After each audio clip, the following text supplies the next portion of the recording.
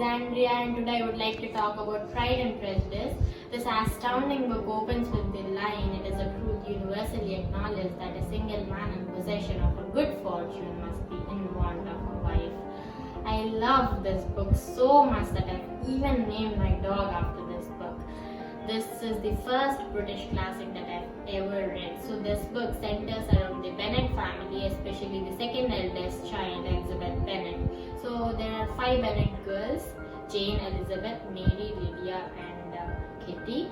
So Jane is beautiful of all, but Elizabeth is very witty and charming. And so a single wealthy man named Charles Bingley rents a manor of Netherfield Park. This causes quite a lot of excitation in the nearby village of Longbourn, especially in the Bennet family. So Mrs. Bennet is very desperate to marry her 5 daughters off to wealthy men. So they all attend a party which Mr. Bingley also attends with his friend Darcy. So Jane and Mr. Bingley dance together and they seem to like each other, but Mr. Darcy refuses to dance with Elizabeth as he finds her family very uncivil. So this makes him seem arrogant. So after some days, Jane decides to visit Netherfield Park. So on the way she falls ill. So Elizabeth walks all the way to Netherfield Park to nurse her sister.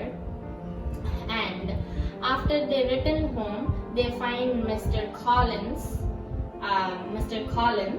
who is quite intrigued by the idea of marrying one of the Bennet girls, as their father's inheritance can be passed only to a male heir. So he proposes to Elizabeth, but she refuses. So he marries Charlotte Lucas, who is Elizabeth's best friend. So after Charlotte's marriage to Mr. Collins, Elizabeth visits Charlotte and she finds that Mr. Collins works for Lady Catherine, who is Darcy's aunt. So at that place, Darcy makes a quite shocking proposal of marriage to Elizabeth, and she turns him down and she blames him for the separation of her sister and Mr. Bingley, and she also accuses him for the disinheritance of Mr. Wickham, who is a militia officer and a friend of Elizabeth. So he is quite shocked and he explains about all the misconceptions she has about him in a letter. He writes that he separated her sister and Mr. Bingley because he thought that their affection was not real, and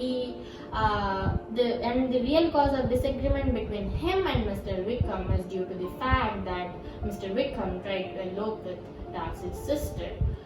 So after some days, Elizabeth decides to visit Pemberley, which is the estate of Mr. Darcy, and she goes there making sure that Darcy is not home. But quite suddenly, Darcy arrives and he treats her very well. She goes there along with her relatives, the Gardiners. So he treats Elizabeth as well as the Gardiners very well. And suddenly a letter from Longbourn arrives saying that Lydia has eloped with Mr. Wickham. So Elizabeth gets very worried and she hastens to home, and Mr. Gardiner and Mr. Bennet go off to search Lydia and Wickham, but they are nowhere to be found. Shortly after that, a news arrives that Wickham has agreed to marry Lydia with the expectation of an annual income. So she thinks that Mr. Gardiner must have paid him off, but soon she realizes that their real helper was Mr. Darcy. At this point of the story, she has a very good opinion about Mr. Darcy. And after some days, Lady Catherine visits Elizabeth and she asks her to promise not to marry her nephew, because he decidedly should marry her daughter. But Elizabeth refuses to make any promises, and later in the story, Mr. Darcy and Elizabeth walk together and he proposes, and he tells her that his feelings haven't changed since the first time he proposed to her, and Elizabeth tenderly accepts the proposal. So both Jane and Elizabeth get married. This book is very popular, and Elizabeth Bennet is one of the most loved female characters of English literature. And Jane Austen, the author, was not very popular during her lifetime, but to this day, all of her books are famous.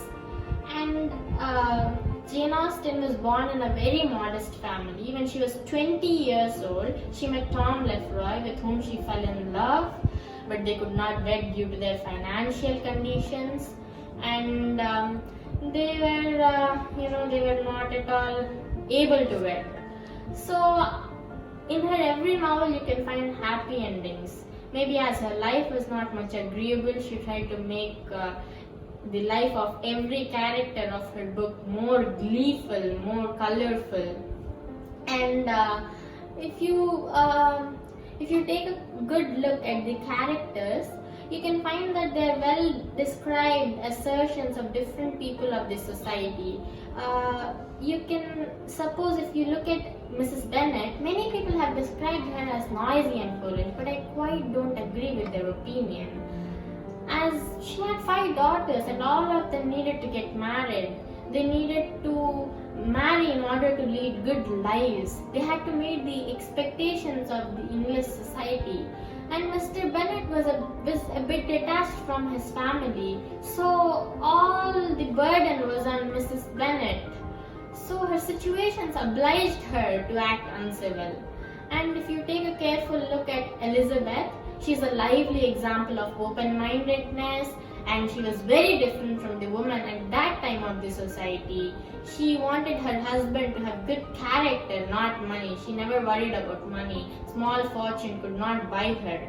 So I think that was the main reason why Mr. Darcy adored her so much.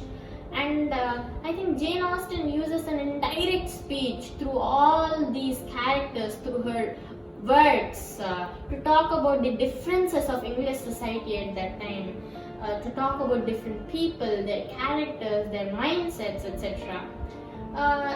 Jane Austen, there's a kind of hidden feminism in Jane Austen's works, because when everyone tried to fit into the society, she stood out. She wrote books instead of marrying and giving birth to babies. And I think she used fiction as a platform to achieve her unachieved dreams. And the 18th century conditions were a bit tough for women. Like, if a woman was not married until the age of 25, she was considered a spinster. And marriages were sometimes merely financial arrangements. And not all women found the happiness that Jane Austen's book characters found. So I think women have come out of all these situations. They're more independent these days. They have become more progressive as the society progressed, and they're having their own jobs, they're having their own money, they're standing on their own feet. I think Jane Austen would be very glad to see all these changes that have been made in the society. So this is it for today. I would like to entertain you with a new book. I would like to talk about a new book in my next video. Thank you so much for watching this video.